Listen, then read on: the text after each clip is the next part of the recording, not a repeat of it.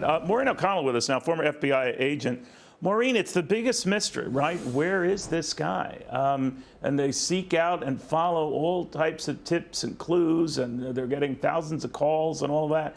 But it seems like a goose chase. Where do you think this is going? Well, I think it's getting to the end. I actually have a feeling that he's going to be found, and he's going to be found alive.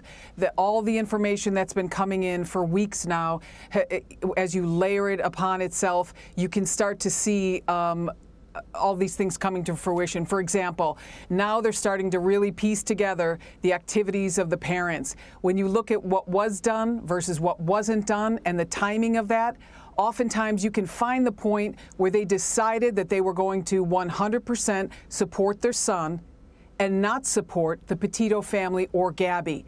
And from that point forward, they're looking at where they went, and they're scouring social media.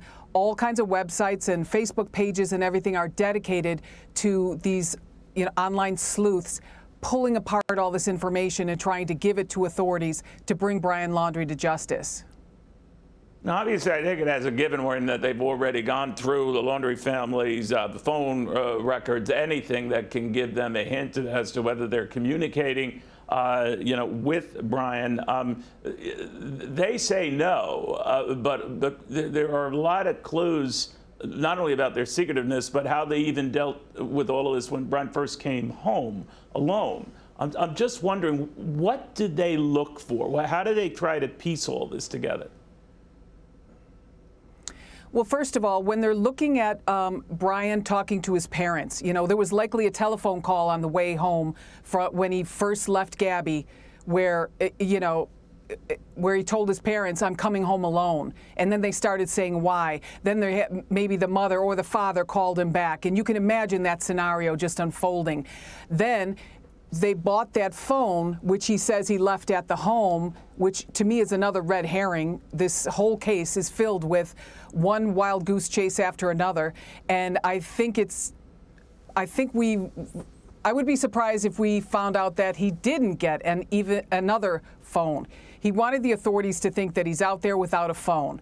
He wanted the authorities in Moab to think he didn't have a phone. And in fact, he did have a phone. He pulled it out later in the interview.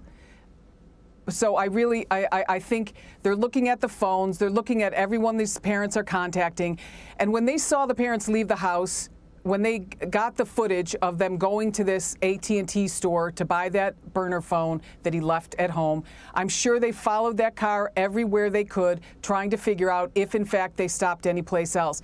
At that point, my guess would be that the parents did have their regular phones with them, and those phones were pinging off the cell phone towers, so they'd be able to narrow that down a little bit.